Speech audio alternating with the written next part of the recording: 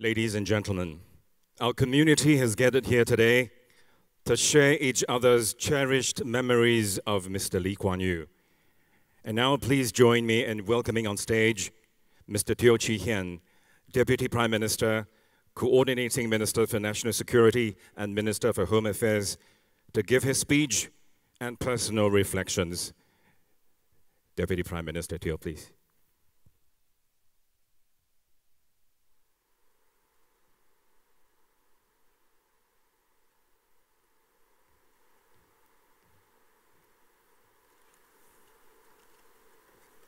Prime Minister Lee Hsien Loong and the family of the late Mr. Lee Kuan Yew, Speaker of Parliament, Cabinet colleagues, members of the Community Tribute Organizing Committee, ladies and gentlemen, fellow Singaporeans. We gather here today to remember and pay tribute to Singapore's founding Prime Minister, Mr. Lee Kuan Yew. This venue is very meaningful, as it was here that Mr. Lee gave his last National Day rally speech as Prime Minister in 1990.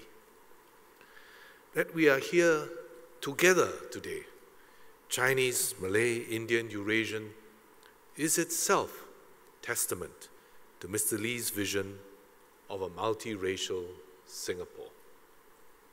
Mr. Lee understood the importance of inculcating a sense of belonging and ownership for every Singaporean, that we are all Singaporeans, first and foremost, regardless of race, that each community has a place here and can chart its own future as an integral part of a united Singapore.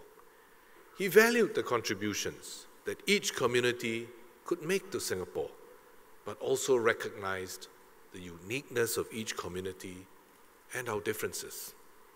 He facilitated the setting up of MUIS and championed the Mosque Building Fund Scheme. He encouraged and supported the spirit of community self-help, which today is embodied in our self-help groups including CDAC, Mendaki, AMP, SINDA, and the Eurasian Association, each taking ownership for and pride in helping its own community to do better so that collectively Singaporeans would progress together.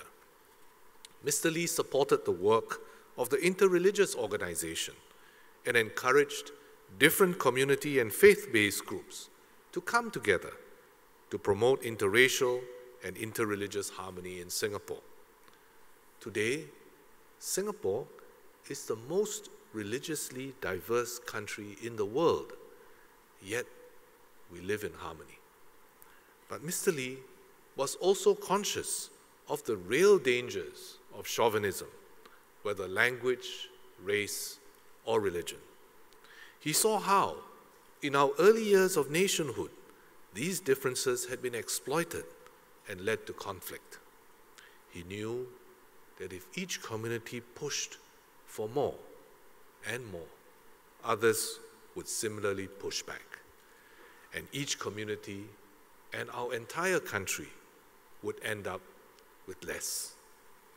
He recognized that harmony rested on a delicate balance based on give and take, mutual trust and understanding, and treating everyone fairly, regardless of race, language, or creed.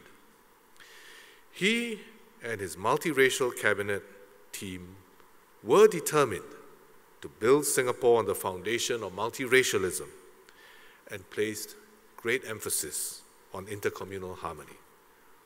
Over time, our various communities have strengthened the areas we all have in common to unite all Singaporeans as one people and understand the danger of accentuating differences that could divide us.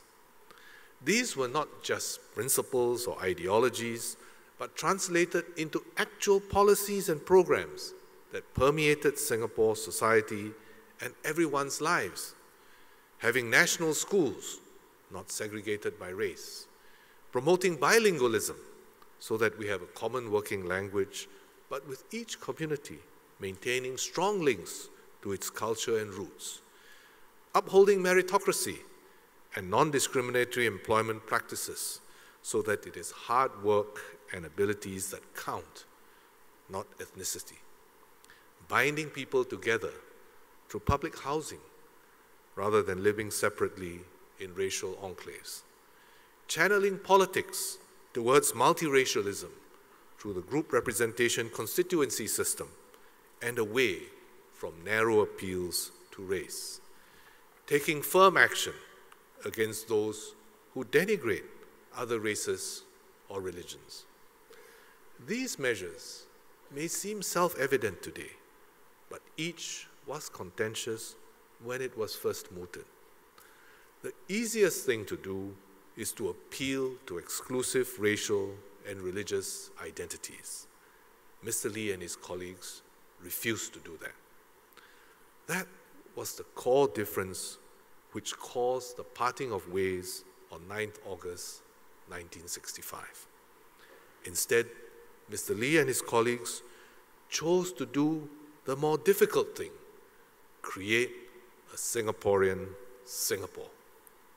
So, for Singapore and Singaporeans, multiracialism is not just fine words or a lofty ideal. It is a commitment that we made to ourselves at the birth of our nation. It is a reality lived out by each of us, by all of us, every day. The interracial, interreligious harmony that we enjoy today is in large part because of Mr. Lee's insistence on a multiracial, multi-religious, multilingual Singapore. And it was shown through what he did for ordinary Singaporeans of all races, so touchingly recounted by so many Singaporeans in recent days. It is a hard-fought gift that Mr. Lee and our founding fathers have left for us.